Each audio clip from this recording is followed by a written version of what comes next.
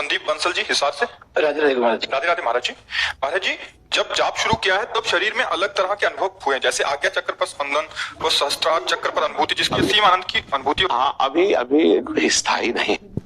अभी चुपचाप पहले हमको ये देख के बताओ अंदर से कि हर समय भगवत स्मृति रहती है, उठते बैठते चलते फिरते खाते पीते सोते जागते।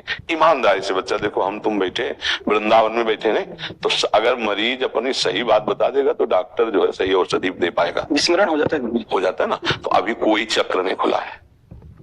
थोड़ी देर मतलब जैसे आज्ञा चक्र है, अब यहाँ आपको एक भार सा महसूस हो रहा है, गुदगुदाहट सी महसूस हो रही, तो आप भगवत चिंतन की एकाग्रता कर रहे हैं और ब्रह्मचर्य में दम नहीं है। हमारी बात समझना, आपके शरीर के ब्रह्मचर्य में दम नहीं है। अब वो जब हम चिंतन गाढ़ करते हैं तो फिर वो देखो, 1 घंटा नासाग्र दृष्टि करके देखना ऐसे और मंत्राकार करो, दर्द शुरू हो जाए। क्योंकि अगर ब्रह्मचारी हो ये दर्द नहीं होंगे। जब षड चक्र का भेदन हो जाएगा तो देह भाव रह नहीं जाएगा भैया। अभी आप पुरुष हो तो मांगे हैं आपके अंदर, तो अभी कुछ नहीं मिला है। देखो समझा जाए, चाहे ज्ञान में हो चाहे भक्ति में हो, जब कुछ धरोहर मिलेगी ना तो इच्छा खत्म हो जाएगी, शरीर भाव नहीं रहेगा। मैं पुरुष में स्त्री भाव खत्म हो जाता है, देह भाव भगवत भाव आ जाता है। जैसे ज्ञान में ब्रह्म भाव, भक्ति में भगवत भाव आ जाता है। ये पहचान है कि हमें कुछ मिला है। क्या पहचान? कोई इच्छा नहीं रह गई। ब्रह्मभूता प्रसन्न आत्मा न सोचते न कांक्षते। जिसके पा लेने के बाद कुछ पाना बाकी नहीं रहता। जैसे हम बहुत प्यासे और छक के बढ़िया शीतल जल पीने को मिल गए, अब प्यास बुझ गई ना। तो चाहत अगर है तो फिर प्यास कैसी बुझी? अगर चाहत है, पानी देख करके मन ललचा रहा है तो अभी प्यास नहीं बुझी। अगर भरपेट पी लिया है तो फिर यही होगा ना, नहीं अब नहीं, अब कथुनाथ न चाही मोरे, मतलब मिल गया ना वो। भैया अभी नहीं मिला। नाम जप करो और अपने में कोई सद्गुण को मत देखो।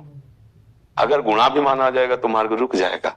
भगवान सद्गुण देते हैं तो भगवान ने दिया है, मेरे थोड़ी सद्गुण, मेरी कमाई थोड़ी सद्गुण, मेरे गुरु ने दिया, मेरे इष्ट ने दिया, तो उसका अभिमान ना आने पावे। और हर समय कोई ऐसी वासना ना स्फुरित हो, ये ध्यान रखो, जो भगवान से विमुख कर दे। पापाचरण की कितना तुम कर लो, आगे काम ईश्वर कर देते हैं, दिव्यता वो प्रदान कर देते हैं। हमारे मन बुद्धि की ताकत नहीं कि उन तक पहुंचे, वो हमारे मन बुद्धि में आ जाते हैं, उनके लिए कोई रोक नहीं। हमारा मन भगवत स्वरूप, हमारी बुद्धि भगवत स्वरूप हो जाती है। समझ रहे? हाँ, खूब नाम जप करो, बड़ी कृपा है जो आप अध्यात्म में चल रहे हैं। बस इस धन को छुपाया जाता है।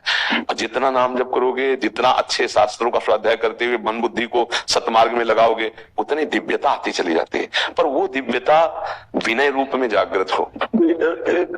डर लगता है कि इस पद से हट ना जाए, क्योंकि सामाजिक चुनौतियां रहती है, ग्रस्त चुनौतियां। अब आपको डरना इसलिए नहीं कि तुमको कोई पकड़े है, तुमको कोई पकड़ के परमार्थ पे चला रहा है। अभी भरोसा नहीं हुआ क्या आपको? आप नहीं चल रहे हो, आपको कोई पकड़े हुए है। जिन्होंने तुम्हें परमार्थ दिया है वही तुम्हारा हाथ पकड़े हैं। उनको पुकारते रहना। जहां तुम्हें लगे कि मैं गिरने वाला हूं तो आप देख लेना, तुरंत रोक लेंगे। करो सदा तिनके रखवारी, जिम बालक राखे महतारी। तो डरना भी नहीं कि हम गिर जाएंगे, नहीं। जब मम्मी साथ चलती है ना तो बच्चा छलांगे लगाता है, दौड़ता है, क्यों? उसको पता है गिरने से मेरी मम्मी है। और ज्यादा उद्दंडता करेगा तो डांट देंगे, धीमे चल, पास चल। वो प्रभु हमारे माँ के करो सदा तिनके रखवारी, जिम बालक राखे महतारी। मम्मी तो अल्पज्ञ होती है, वो सर्वज्ञ नहीं है। मम्मी अल्प सामर्थ्य वाली होती है, लेकिन ये मम्मी जो है ये सर्वज्ञ है, सर्व सामर्थ्यशाली है। हमको क्या डर? अब हम क्यों गिरेंगे? हम भगवान के आश्रित हैं। तुम हो माता जी, पिता तुम हो। बस वो कह रहे माँ की तरह मैं रखवाली करता हूँ, हमको बेटे की तरह बने रहना है।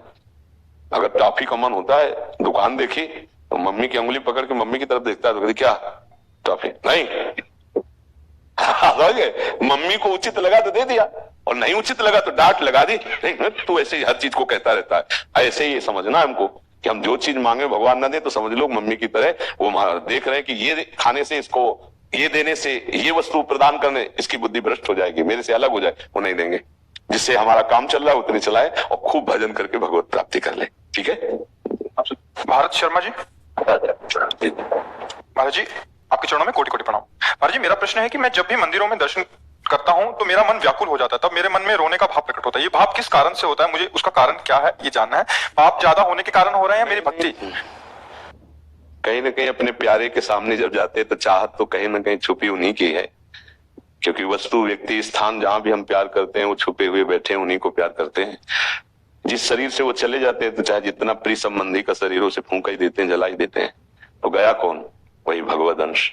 हम वही अंश हैं, वो हमारे स्वामी हैं, तो अनजाने में भी हम प्यार उन्हीं से करते हैं। तो वो भगवान के सामने जब हमारा सात्विक भाव प्रकट होता है तो रोने का मन होने लगता है। ऐसा नहीं कि बराबर ही प्रकट होता रहे, कभी रजोगुण हुआ तो जाओगे, रोना नहीं आएगा, पक्का बराबर। ये कोई एक स्थिति थोड़ी, आप कोई सिद्ध थोड़ी हो गए, ये तो थोड़ा सा वर्तमान का सात्विक भाव आया है तो अपने प्यारे के सामने रोने की इच्छा हो गई। कभी प्यारे के सामने गंदी बात भी आ जाएगी, देख लेना, क्योंकि स्थिति के बिना मन में 3 गुणों का प्रभाव बनता है, सतोगुण, रजोगुण, तमोगुण।